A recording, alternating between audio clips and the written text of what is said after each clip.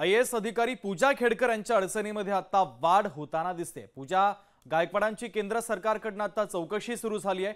दुसरीकडे त्यांच्या कारवर बजावलेला दंडही पूजाच्या कुटुंबियांनी भरलेला आहे। सविस्तर पाहूया।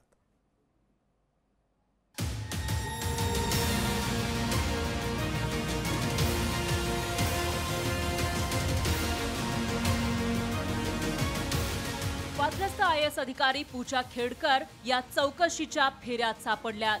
पूजा खेडकर यांच्याबाबतच्या तक्रारींच्या चौकशीसाठी केंद्र सरकारने कार्मिक आणि प्रशिक्षण मंत्रालयातील एक सचिव दर्जाच्या अधिकाऱ्याची चौकशी समिती नेमली आहे। या समितीच्या अहवालानंतर पूजा यांच्यावर कारवाई होणं अटळ असल्याचं सांगितलं जातंय। दरम्यान या प्रकरणाच्या चौकशीसाठी बोलावल्या चौकशीला सामोरे जाणार असल्याचं पूजा खेडकर यांनी सांगितलंय। मैं वही बोल रही हूँ, मेरा जो भी सबमिशन है उसके रिगार्ड में I will give it to the committee. जो भी प्रोसीजर है I will follow it, I will give it to the committee, but right now I am not authorized to talk to the meeting. Puja Khedkar या वादात सापडल्यानंतर त्यांना police संरक्षण देण्यात आलंय। वाशिम जिल्हाधिकारी कार्यालयामध्ये त्यांच्यासोबत 2 ते 3 पोलीस कर्मचारी पाहायला मिळाले।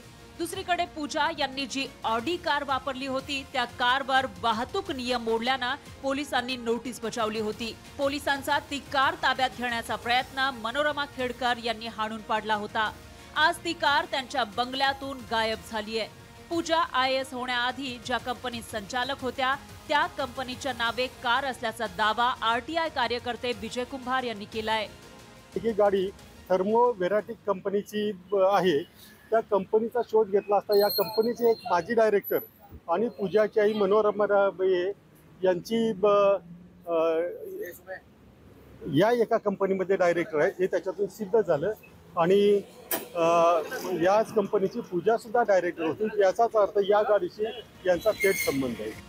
पूजा खेडकर यांच्या संदर्भात एकाहून एक सुरस कथा समोर येत आहेत। या कथांची चौकशी झाली पाहिजे, अन्यथा एक वाईट पायंडा पडेल अशी भीती व्यक्त केली जातीये। वाशिमहून गोपाल व्याससह चंद्रशेखर भांगे, लोकशाही मराठी, पुणे। लोकशाही मराठी ऐका, पहा, जागरूक रहा।